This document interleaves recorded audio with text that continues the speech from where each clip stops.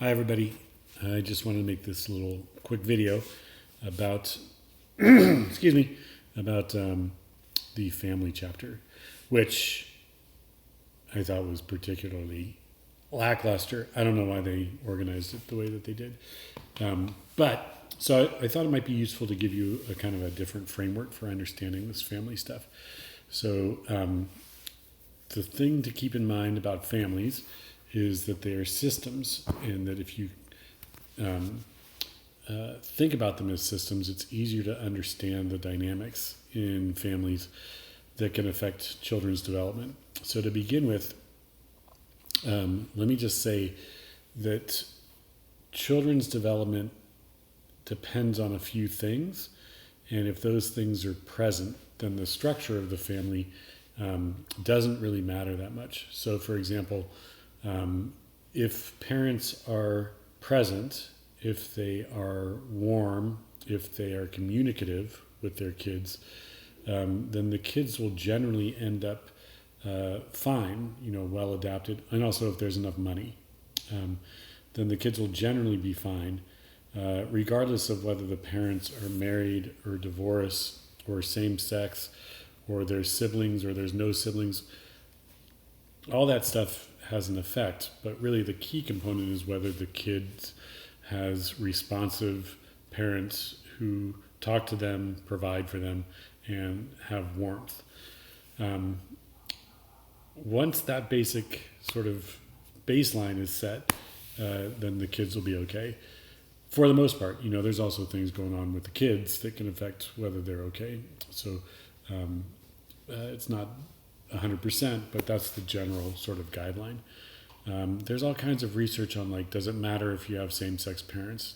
It doesn't, as long as the parents are responsive. Does it matter if your parents are divorced? Not really, as long as your parents are responsive and your financial situation doesn't decline too much.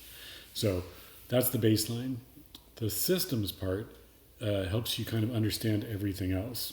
So, the Bronfenbrenner bioecological model was a good sort of systems perspective where everything in the system is affecting everything else. And so you can understand things like the impact of divorce on the child from a systems perspective. How much does the divorce affect the system? The bigger the impact on the system, the bigger the impact's probably going to be on the kids. So when parents get divorced, they usually split their money, and it can decrease the kid's financial situation. That means that the financial hit of the divorce is likely to cause an impact on the kid.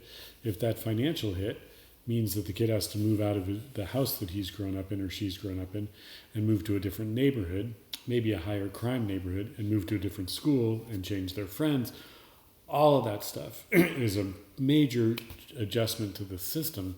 And the more changes there are to the system, the more difficult it is for the kid to adapt. The more difficult it is for the kid to adapt, the more likely you are to see negative outcomes.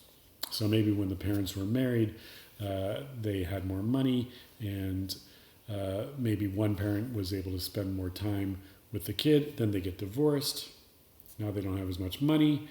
The kid lives primarily with the mom. The mom's got to work way more now to make enough money to support the family. The mom's not there as much.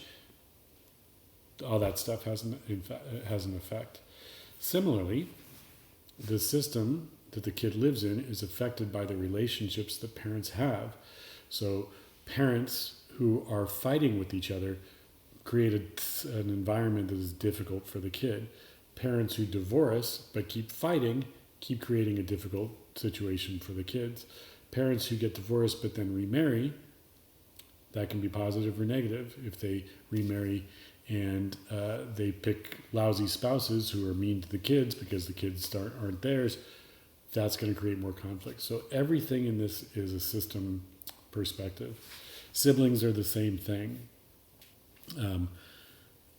How siblings affect the development of a kid depends on the relationship with the sibling, the relationship between the parents and the sibling and you. So we've all had this situation, if you have siblings, where the parents get mad at your sister or your brother, and then your brother takes it out on you, And now, even though you didn't do anything wrong, your adjustment is affected. My brother, my older brother, was terribly treated by my mom. And as a result, because my brother was basically powerless to take it out on my mom, he took it out on me, and then my development was messed up. His life got better. He was nicer to me. My life got better.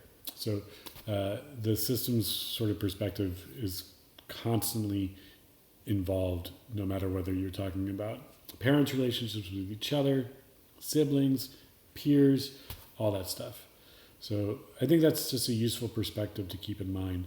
And the last thing that I'll say about the system is that the kid at the center of the system is also affecting the system. So they got into this a little bit in the parenting styles section, but this is true about divorce. This is true about the amount of conflict with peers. Not peers, with siblings. This is true in the effects of remarriage and so on. So there are kids who are unhappy about, say, a parent separation and don't want the parents to become involved with any new relationships. And they'll actively undermine that. And if the parent goes ahead and gets involved, say they remarry, and the kid isn't happy about it, the kid can create a lot of conflict, right?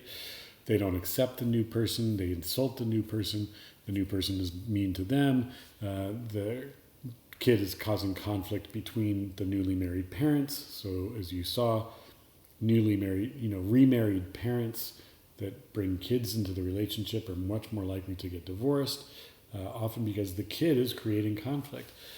So let's not forget that kids actively influence their own environments. They affect the kind of parenting that they receive. They affect relationships between other members in the system, parents and siblings, parents with each other, parents with new relationships. So the kid is not a passive bystander in this. They bring their personality, they bring their beliefs, they bring their energy levels, and they bring their likes and dislikes into all these relationships, and they all exert influence on each other. So that's it for my rant. Just wanted to give you some sort of overarching framework to put the pieces in this chapter together, because the pieces in the chapter are very separate, and they shouldn't be, since families operate as systems. All right. Hope you liked it.